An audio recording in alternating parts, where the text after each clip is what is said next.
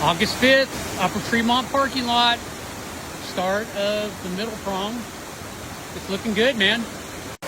So I would call this the guide hole, and you know, very fishable, but if you go up another half a mile, you know nobody's touched it yet, but this is sort of hit pretty hard. It's early, so I doubt anybody's been here yet. Looks great right now. Perfect. Okay, this is the Indian camp prong, just before the switchbacks. Looks wonderful, man. Perfect. Yeah. Nice. Look how beautiful that is.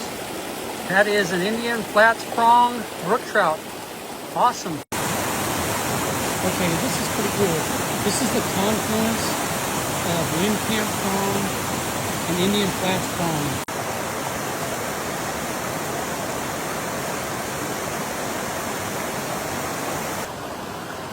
Yeah, a couple degrees cooler than it was yesterday, or I should say Sunday.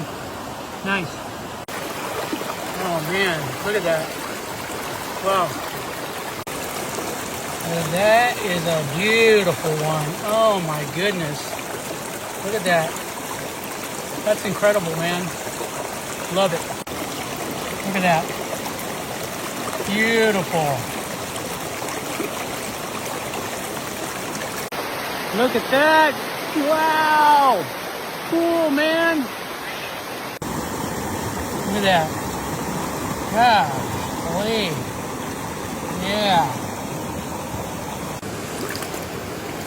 Ooh, a lot bigger boy. Look at him. Yeah. Oh, that's a much bigger boy. Look at that. He's a much bigger boy.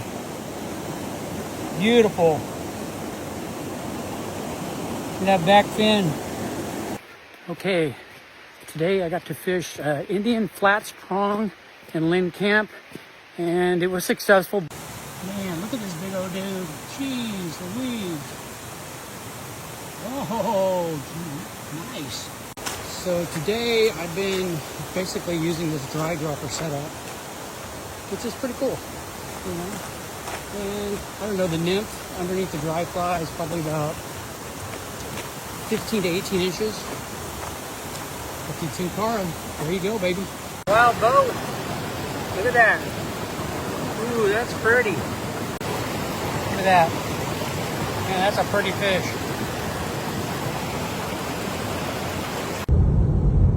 Yo, check it out.